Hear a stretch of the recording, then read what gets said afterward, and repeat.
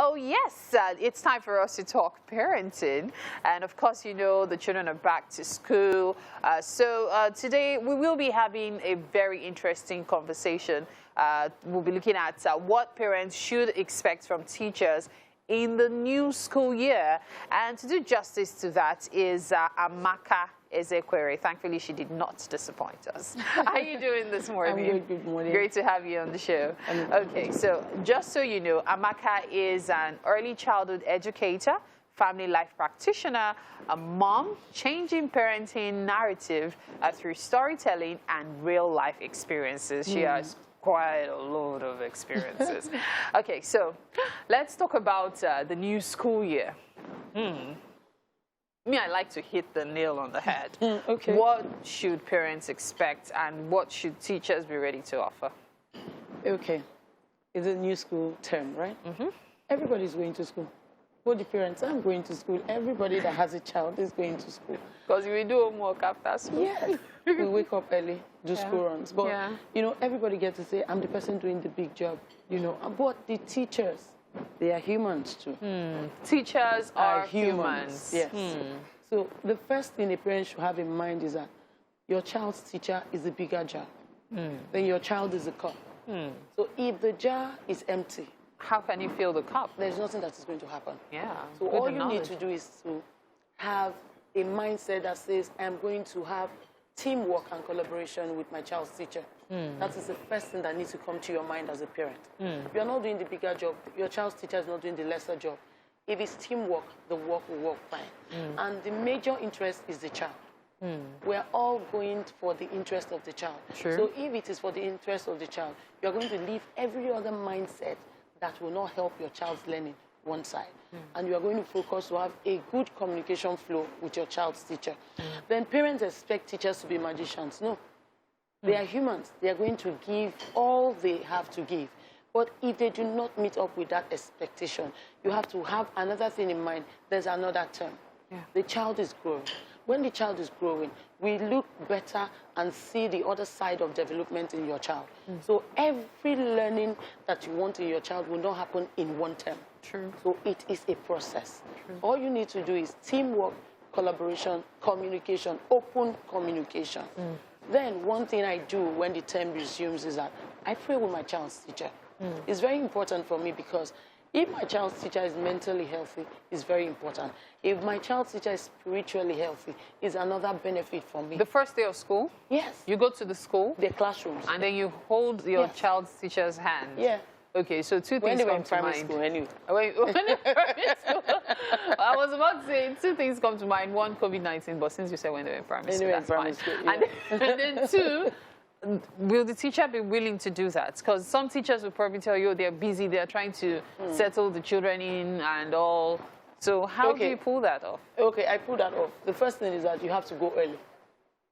You know, then keep an open mind, a positive mindset that because I know that we are ready to make it work. But if the teacher says she's busy, you hold on. You can come back in the afternoon. There is never a time that prayer is, you know, less or better. Yeah.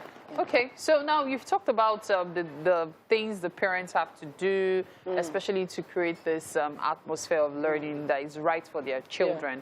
However, I want us to also look at the angle of the parents and the child. Because it's easy to keep talking about the teacher, the parents, their relationships. But what about the parents, child, and teacher? Because that's actually like a V-link that people often ignore. We keep talking about the parents and the teacher, but what about that V-link, the parent, the child, the teacher, creating a synergy? Okay. I'll tell you what, sometimes a teacher's mindset towards a child sometimes comes from the parent's action towards the teacher. You get to see teachers who say, I beg, I don't want Wala, I don't want your mother's problem. It's always moms because it's hardly fathers, you know. So the first thing is make a child to understand that your teacher is here to guide you. But do not stop if you see something that is not good with you coming from your teacher towards you. And if something like that comes, let's be careful and guided. Children can speak out of anything that comes towards their mind. You need to also go back again and have an open conversation with your child's teacher. And in having that open conversation, you encourage your child. whenever something is not going down well with your child, encourage your child to speak up.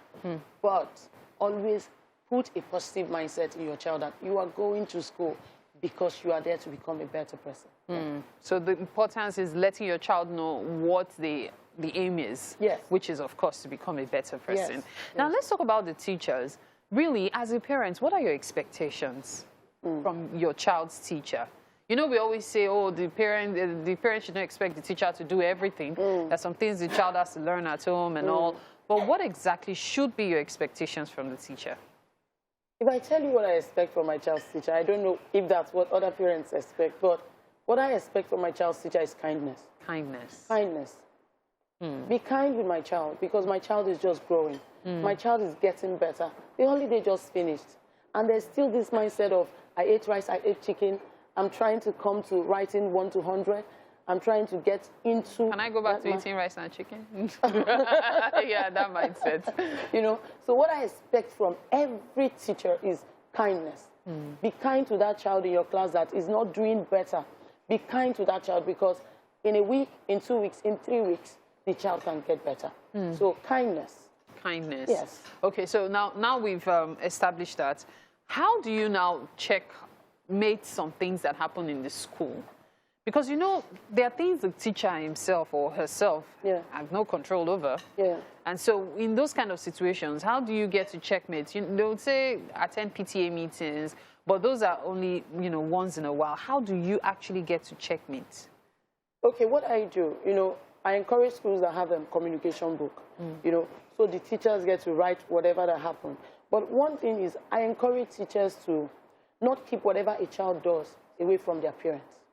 It's normal for a teacher to report to head of schools, and the head of schools sometimes, because they do not want to lose any parents in their school, they might not actually report. But I'm that parent who says to my child's teacher, get to me directly if there's something you observe. Because the major role of a teacher is to observe, not really to teach, to observe. Because when you observe, you will see the difference in character in every child. Observation. If you have 30 kids in your class, I say to teachers, you have 1 child. Because each child in your class comes with their own different character, their values and their understanding. So you need to observe.